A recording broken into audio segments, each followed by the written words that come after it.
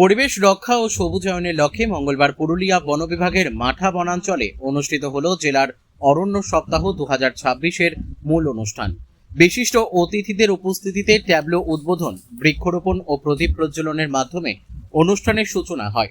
রাজ্য জুড়ে 1,10,00,000 বৃক্ষরোপণের লক্ষ্যে একটি গাছ মায়ের নামে স্লোগানকে সামনে রেখে মায়েদের হাতে চারা গাছ ও উপহার তুলে দেওয়া হয়।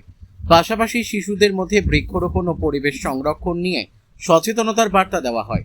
অনুষ্ঠানে উপস্থিত ছিলেন রাজ্য বন বিভাগের দক্ষিণ পশ্চিম চক্রের বনপাল রানা দত্ত, জেলা শাসক সুধীর কন্থাম, পুলিশ সুপার কুমার সানি রাজ, সাংসদ জ্যোতির্ময় সিং মাহাতো, বিধায়ক রহিদাস মাহাতো, ডিএফও পুরবী মাহাতো সহ অন্যান্য বিশিষ্ট ব্যক্তিবর্গ। পুরুলিয়া থেকে সোমনাথ রায়ের রিপোর্ট, বিগ নিউজ বাংলা। গাছ তো আমরা লাগাচ্ছি, গাছ তো বড় হচ্ছে, কিন্তু চোরা শিকারী আর 2 নম্বরই লোক, তাদের হাত থেকেও গাছকে বাঁচানো এটা আমাদের বড় দায়িত্ব। এটা বড় চ্যালেঞ্জ।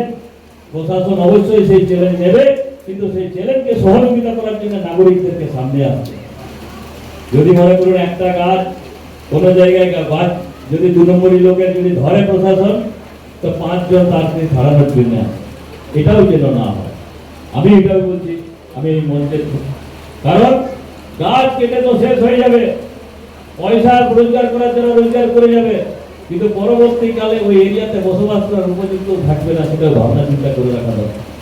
বড় বড় গাছ এক সময় এই বাগমুন্ডি ঝালদা এরিয়াতে বিশাল বড় বড় গাছ ছিল, সেই গাছ শেষ হয়ে গেছে।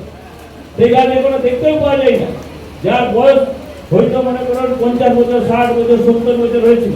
একটা গাছের অনেক গাছ আছে যার বয়সের কোনো সীমা নাই। যদি বোটানিক্যাল গার্ডেন আমরা দেখি হাওড়াতে, তো তার মূল গাছ সেটা আমরাই জানি না কি কোনটা মূল গাছ। আর ফরেস্ট বিভাগ জানে কিনা আমার জানা নেই, কিন্তু আমি ঘুরতে গেছি, আমি জিজ্ঞেস করেছি ওখানে, ওই যে কোনটা অরিজিনাল সেটা আমরা জানি না, বলছি এরকম হয়ে গেছে। তো এরকম হওয়া উচিত, আর এই মিশন নিয়ে আমাদেরকে এগোনো উচিত। অনেক শুরু হবে প্রকৃতি ও সবুজে ঘেরা মাথাতে আজ এই জেলা পর্যায়ের কর্মসূচি উদ্বোধন করছে। পুরুলিয়ার পরিচয় তার লাল মাটি, পাহাড়, শাল, নদী, ঝর্ণা এবং সমৃদ্ধ লোক সংস্কৃতির সঙ্গে নিবিড়ভাবে যুক্ত। বনভূমি জলবায়ুর ভারসাম্য বজায় রাখে। আমি তো আজকে যে অরণ্য উৎসব, অরণ্য সপ্তাহে প্রথমেই তো আমি বিশ্বকবি রবীন্দ্রনাথ ঠাকুরকে আমি প্রণাম জানাব। কারণ উনি 126 বছর আগে এই অরণ্য সপ্তাহ উনি সংকল্প নিয়েছিলেন এবং দেশবাসীকে সংকল্প করিয়েছিলেন। আজকে মাননীয় শুভেন্দু অধিকারী মহাশয়ের নেতৃত্বে সারা বাংলা জুড়ে অরণ্য সপ্তাহ শুরু হয়ে গেছে। 7 দিন ব্যাপী শুধু গাছ গাছ গাছ লাগানো চলবে, কিন্তু শুধুমাত্র এটাকে অনুষ্ঠান না রেখে মানুষের দৈনন্দিন জীবনের মধ্যে এটাকে আমরা যদি নিয়ে আসি, তাহলে সবথেকে বড় উপকার হবে। কারণ অরণ্য সপ্তাহ নয়, অরণ্য বছর হওয়া উচিত। প্রত্যেক দিন গাছের সঙ্গে সম্পর্ক আমাদের থাকা উচিত, কিন্তু 7 দিনের মধ্যে গাছ লাগিয়ে ছেড়ে দিলে হবে না। গাছকে লালন পালন করে বড় করাটাও আমাদের দায়িত্ব।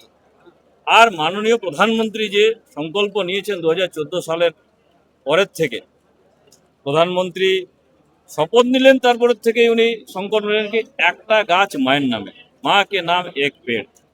তো সেই কর্মসূচি আমাদের চলবে। মাননীয় মুখ্যমন্ত্রী সাহেব আজকে অনুষ্ঠান করলেন, বিভিন্ন জায়গায় ওনার অনুষ্ঠান আছে। উনিও ঘোষণা করেছেন এটা শুধুমাত্র অনুষ্ঠানের মধ্যে আমরা না রেখে এটাকে পুরো আম জনমানুষে একটা ক্রান্তি আমরা নিয়ে আসার চেষ্টা করছি। আর আজকে মাঠা রেঞ্জে এই অনুষ্ঠান হলো।